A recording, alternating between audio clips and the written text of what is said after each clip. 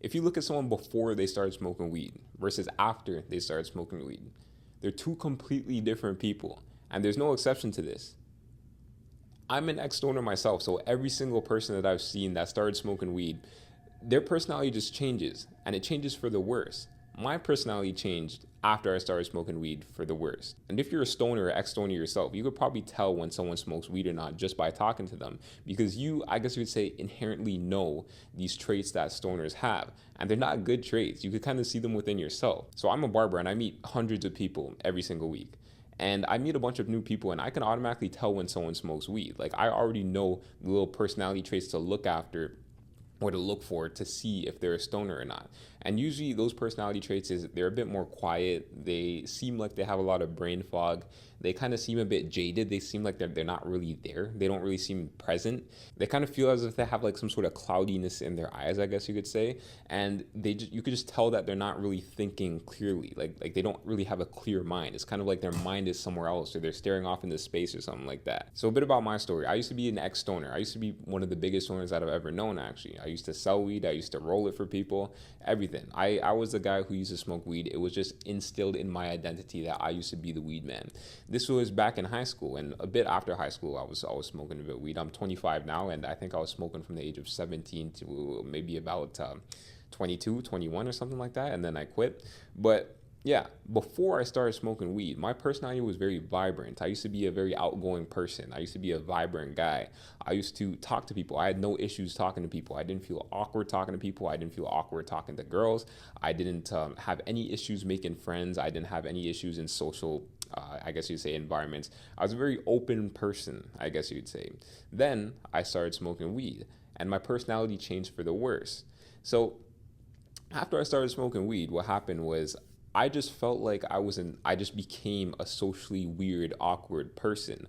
It felt as if I just couldn't talk to people. It felt as if like I couldn't connect to people as well. It felt like I couldn't talk to people as well. And that's because my brain was fried. But anyways, I'll get into that. I'll get into that a bit after.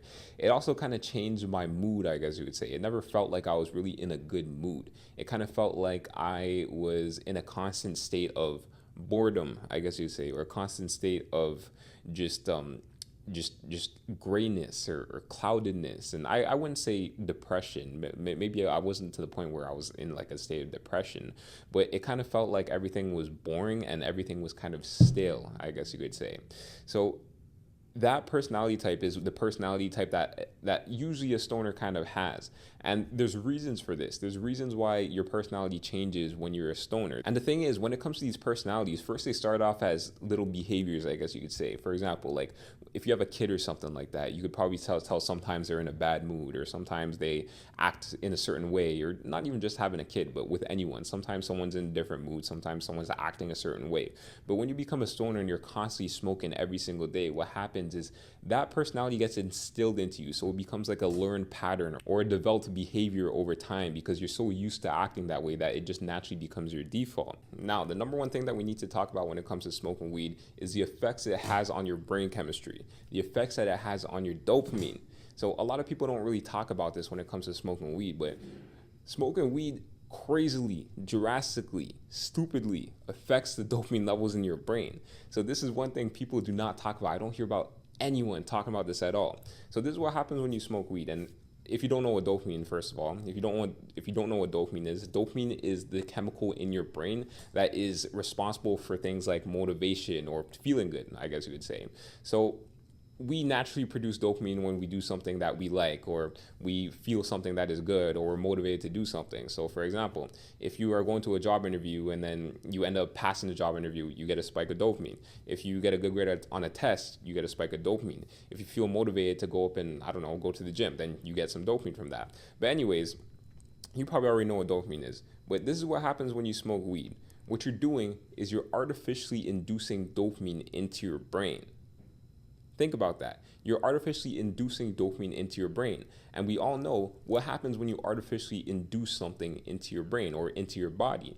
Same thing as steroids. When you artificially put testosterone in your body, what happens is your body stops producing testosterone. That's why when you're doing steroids and you stop taking the testosterone that you're taking, things like your ball strength happen, or different side effects happen because the balance between testosterone and estrogen inside your body, it gets unbalanced, and it just screws things up. And that's why people get gyno, or that's why people get different things. But anyways, it's the same thing with dopamine. If you're naturally putting something in your body that's not meant to be there, then it's going to screw things up. So when you're smoking too much weed and you're artificially inducing too much dopamine, what happens is your brain stops producing natural dopamine. So you're frying your brain chemistry. Now, that's kind of like more of the pseudoscience explanation, I guess you could say. But the actual scientific explanation, I can explain this right now, and you could watch an Andrew Huberman video on this to kind of confirm this, is when you artificially induce too much dopamine, or not even artificially, when you induce too much dopamine, it could be naturally too. So you could be, I don't know, having like a crazy experience or something like that, like laying pipe or something. So what happens when you get a dopamine spike that's too big is your dopamine skyrockets and then it goes down below baseline, and it sits there below the baseline. It takes a bit of time to recover. So let's say your dopamine levels are at 0 right now. You get a huge dopamine spike. So it goes up to, let's say, level 50. What happens is it goes down past that 0 level, and then it goes down to, let's say, negative 20. So now you're chilling out at a negative 20 right now. And then you have to wait for that negative 20 to get back to a 0. So what happens when you smoke weed is you smoke, you're at a 0, you get up to, let's say, a level 60 or 70, and it drops down all the way back to 0, and then it goes below that actually, and it goes to, let's say, negative 30 or negative 40 or something like that. So when you're smoking weed constantly, what happens is you're pretty much putting your dopamine levels up, and it goes back below baseline. It goes down to that negative 10, negative 20 level. And you smoke again because you want to feel that high again. You want to feel your dopamine levels going back to normal, and it goes even lower and even lower and even lower and even lower.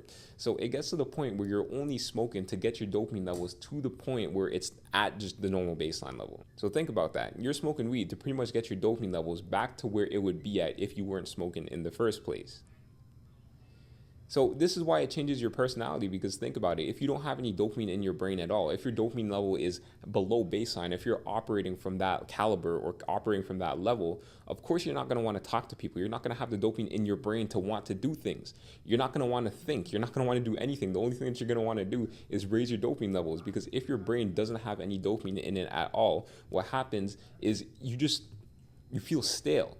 You kind of feel less vibrant. You feel more monotone. You don't really have the means to express yourself properly because you don't have the dopamine to do so. You don't have the motivation in your brain to do things. If your dopamine level is constantly below baseline, you're not going to feel good. And if you don't feel good, why would you want to talk to people? Think about this. When's the last time you felt bad and wanted to talk to people? When's the last time you felt bad and you wanted to express yourself properly? When's the last time you felt bad and you wanted to go to a social event? The most socially electric that you probably feel is when you're feeling good, when you're in a good mood. You want to share. You want to share that love, I guess you could say. But yes, this is why smoking weed drastically changes your personality, because your brain is fried. Your brain is literally fried. Like, you're in a state where you're just not there anymore because you're constantly in a state of staleness or grayness or cloudedness because your dopamine levels just aren't there.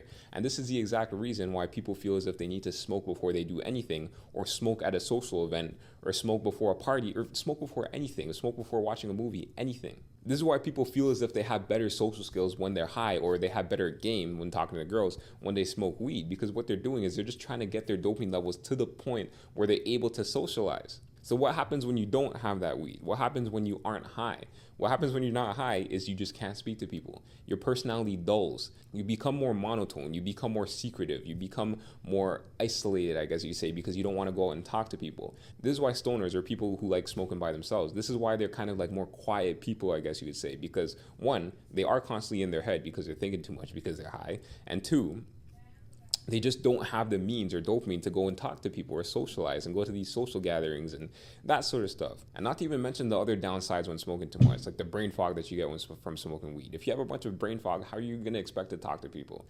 How do you expect to run game? Like, you know what I'm saying? If you have brain fog, you can't operate properly. And this is why it's so easy to tell if someone smokes weed, because it does the same exact things to different people because people have a brain. And to add this in there too, what do you do when you smoke weed? You're doing more dopamine inducing things. Like when you smoke, you're not doing something productive. You're not doing your homework. Some people are doing their homework, but you're not doing anything productive. You're doing more dopamine inducing things, like, I don't know, watching porn or freaking eating good food or watching anime or watching a movie. You're doing more dopamine inducing things. So if you add that in with the fact that you're smoking weed, your dopamine level skyrockets. Your dopamine level NASA's, there's SpaceX's. You're artificially inducing too much dopamine to the point where you operate at a level that's so low that you can't operate normally without it, because you need that dopamine to operate at a normal level. Now, when I quit smoking weed, that's when my personality really changed for the better, because when I quit smoking weed, my dopamine levels were at the point where it was normal.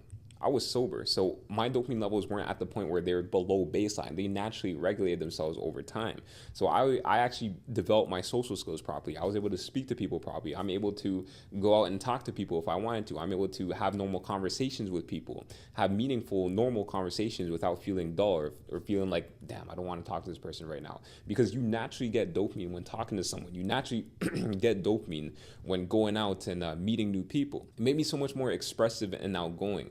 It made me just a better person to talk to, a better person to be around, a person who's present when they're speaking to you. So yes, if you're at the point in your life right now where you feel as if you need to quit smoking weed, do it. I'm telling you, it will change your life for the better, and it will change your life for the good, and it will change your personality and make you more of like a vibrant person, I guess you could say. But yeah, subscribe to this channel if you want to hear more about how to quit weed and different effects that weed has on you. But anyways, later guys.